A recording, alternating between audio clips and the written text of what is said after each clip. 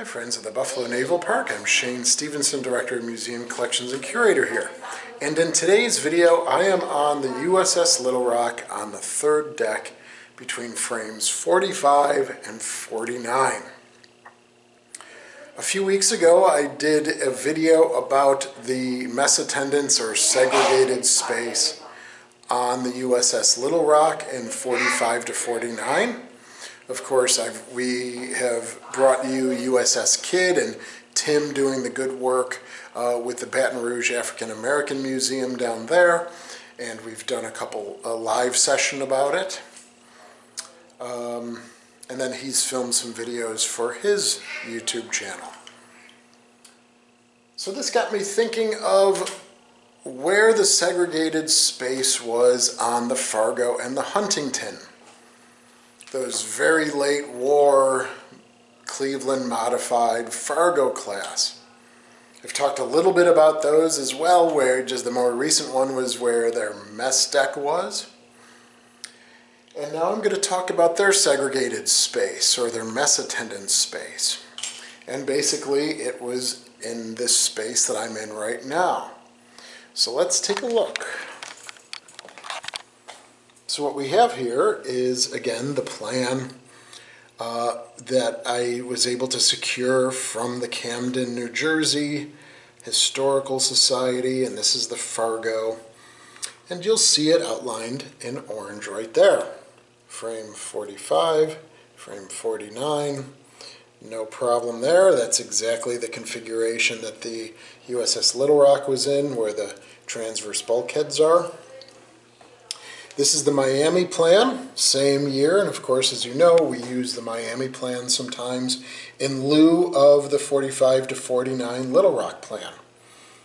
But here you'll see two offices, right? There's the head up there, which is slightly larger than the water closet for the segregated water closet for the mess attendants.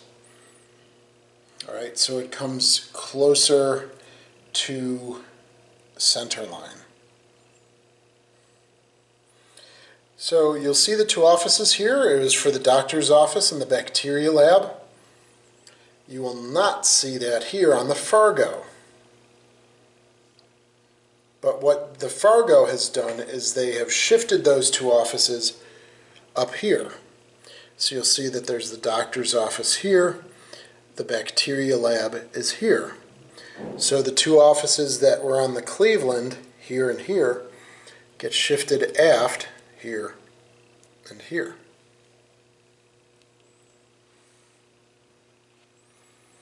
So what is the configuration in the Little Rock today? Well, you'll see they have the two offices. So this space remained the way it looks here. All right, it's now the pharmacy and medical records, not, the rendition of the bacteria lab, and not the doctor's office. Also for the MARDET, the Marine Detachment, you'll see that they built a gear locker here, which enclosed the space a little bit from frame 45. And there is this strange diagonal bulkhead here. Right, so I've looked at these 71, 72 Little Rock plans that we have also used, the linen ones, and there is not this here. So I'm wondering, again, now we're getting to the point where the ships have been here almost 50 years. And so it kind of looks like this might be an aftermarket, right? This was a space, but it was open. So as you'll see here, right here, there is not that diagonal bulkhead there. So this is all just one larger space, and you can actually see the bulkhead curves around. Potentially you can see like right there. So this is the original wall bulkhead here. And it seems as though maybe we just built this at some point in our history here, probably used for a storage closet or something. All right, so imagine that space open. Imagine the gear locker just fully open, and the water closet head pushed back, oh, maybe 4 feet or so. And then you are looking at the Fargo's mess attendant segregated space. So these frames remain the same, 45 to 49, these larger transverse bulkheads. But also, because we're on the third deck, I want to point something else out as well. That was a shift from the Cleveland class to the Fargo class.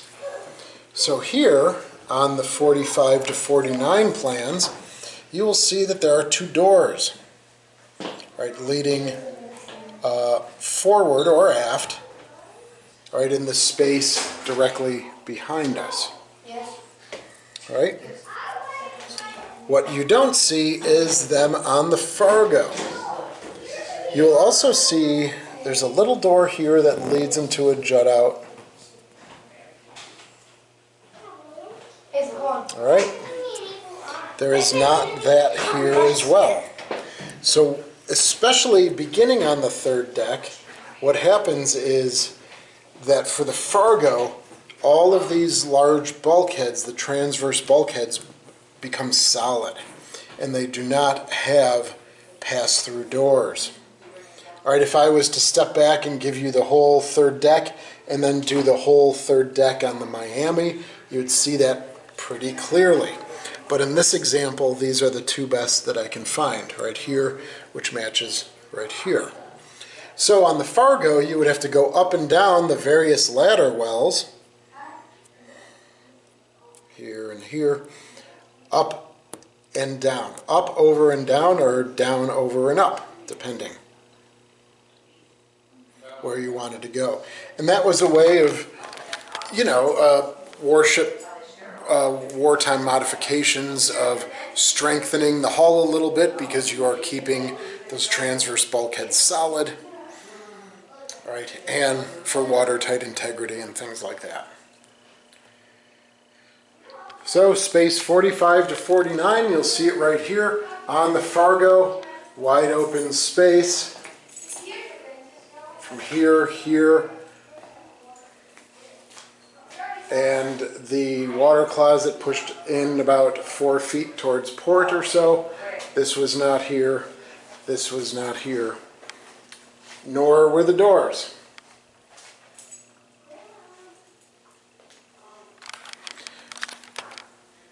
The Little Rock kept roughly 27 mess attendants, so I would imagine on the Fargo it's roughly the same, same number of sailors that would be living in the segregated space here. So that might mean, again, 9 bunks, 9 triple bunks. Well, I hope you enjoyed this video, and I would love to begin doing this for other World War II classes, searching through their blueprints. It's just a very interesting story to tell, and also then what are the various changes as we see from the Cleveland and the Fargo, and then of course with the Sullivans and the Kidd, we've learned where their segregated space was as well.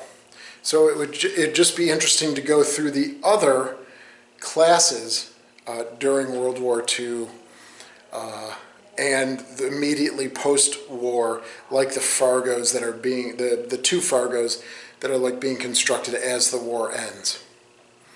Of course, once integration happens, every ship typically built after that does not have the space, a segregated space, so please feel free to come with me on the adventure. Reporting from the third deck, USS Little Rock's frame 45 to 49. Thank you. Give the thumbs up, subscribe, ring the bell, and thank you all for your continued support.